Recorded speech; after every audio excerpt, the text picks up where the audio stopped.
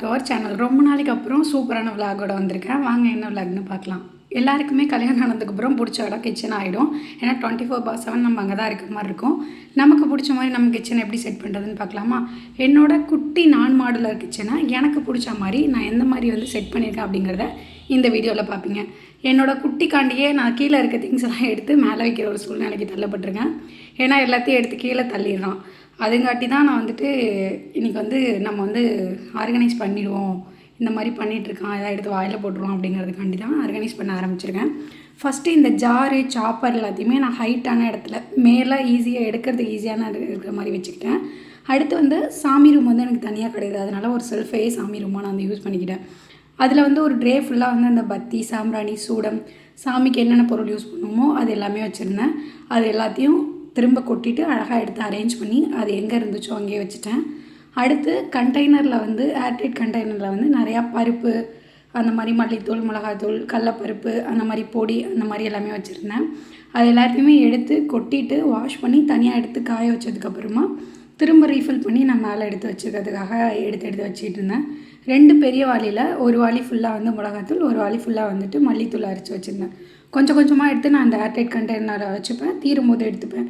அது வந்து back side பின்னாடி தான் இருக்கும். அதனால் இப்போ அதெல்லாம் வந்து தீர்ந்துருச்சு, அதெல்லாம் வந்து திரும்ப வந்து நம்ம வந்து அரைக்க கொடுக்கணும். அதுங்கனாட்டி எடுத்து கண்டெய்னரில் மாற்றிட்டு அது எல்லாத்தையுமே வாஷ் பண்ண போட்டுட்டேன். நம்ம என்ன தான் வந்து அடிக்கி வச்சாலுமே அவசரமாக ஸ்கூலுக்காக சமைக்கிறதுனால டக்குன்னு எடுக்கிறதுனால கை மாறி போயிடுது, இல்லை வந்து கரைஞ்சி போன மாதிரி ஆகிடுது. அதனால் திரும்ப நான் வந்து எனக்கு எப்படி ஈஸியாக இருக்குமோ, எப்படி டைம் சேவ் பண்ணலாம் அப்படிங்கிறதுக்காண்டி வரிசையாக எனக்கு எந்தெந்த இடத்துல எது வச்சா பர்ஃபெக்டாக இருக்குன்னு தோணுச்சோ அந்த மாதிரி வந்து நான் எடுத்து வச்சுக்கிட்டு இருந்தேன். அடுத்து கீழே உள்ள கம்பார்ட்மெண்ட்டில் இந்த வந்து சில்வர் சம்படம் இருக்குல்ல, அதில் தான் வந்துட்டு நான் அடிக்கடி நம்ம யூஸ் பண்ணுற இந்த தாளிக்கிற பொருள், மிளகு, ஜீரகம், அந்த மாதிரி ஐட்டங்களை வந்து கொட்டி வச்சுருந்தேன். அதுக்காக இப்போ நான் மீஷோவில் ஆஃபர் போட்டிருந்தேன் இல்லையா, அதனால் நான் ஆர்டர் பண்ணி குட்டி குட்டி கண்டெய்னராக, அதாவது கிளாஸில் வந்து ஜார் மாதிரி இருந்தது, எனக்கு ரொம்ப பிடிச்சிருந்துச்சி, அதை வாங்கிட்டேன்.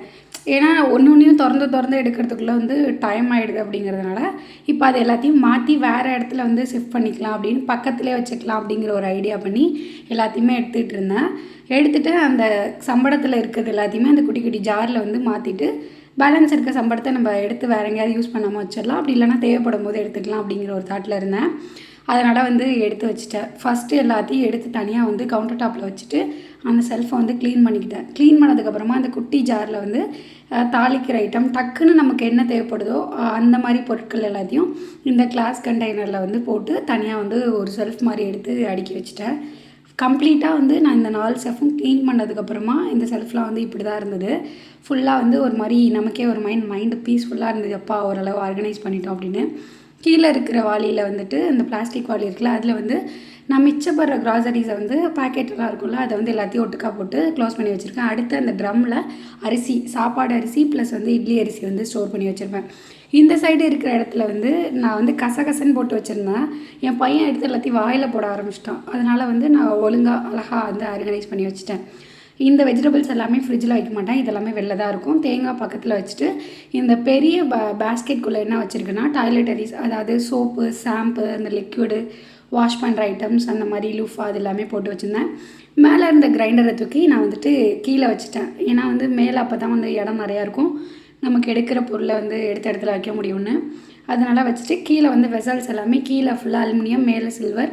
இந்த சைடில் வந்துட்டு தோசைக்கல், அதாவது குழிப்பணியார சட்டி, இட்லி பானை, இப்போ வந்து இந்த எல்லாத்தையும் கொட்டி வச்சதுக்கப்புறமா அழகாக இருக்குல்ல பார்க்குறதுக்கே. நமக்கும் டக்குன்னு தெரியும் எதை வந்து நம்ம எடுக்க போகிறோமோ அதை வந்து டக்குன்னு எடுத்துடலாம்.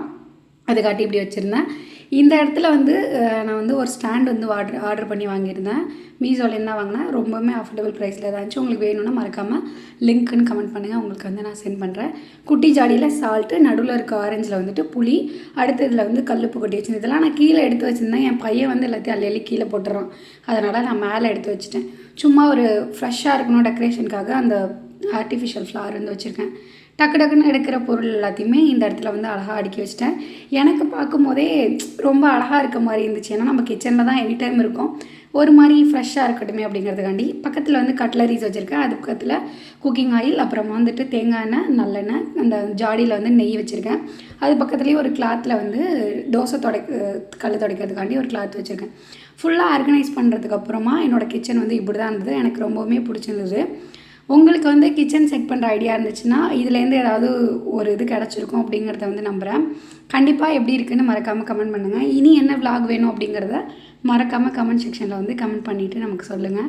இந்த மாதிரி பக்கத்துலேயே அந்த வெசல்ஸ் எல்லாமே வச்சுக்கிறதுனால எனக்கு ஈஸியாக இருக்கும் எடுக்கிறதுக்கு. அதாவது இந்த தட்டு, கரண்டி, பவுல், டம்ளர் அந்த மாதிரி. அதனால் வந்து நான் இந்த சைட்லேயே வச்சுக்கிட்டேன். எதுவுமே நான் கீழே கொண்டு போகல. முடிஞ்ச அளவுக்கு கவுண்டர் டாப்லேயே வைக்கிற அளவுக்கு நான் வந்து பார்த்துக்கிட்டேன். ஏன்னா இந்த குட்டிக்காண்டி தான் நம்ம பண்ணுறதே. அதனால் இப்படி தான் இருக்கும் என்னோடய கிச்சன். குட்டி கிச்சனாக எப்படி வந்து ஒரு அழகாக வந்து ஆர்கனைஸ் பண்ணி வைக்கலாம் அப்படிங்கிறத இந்த வீடியோவில் பார்த்துருப்பீங்க.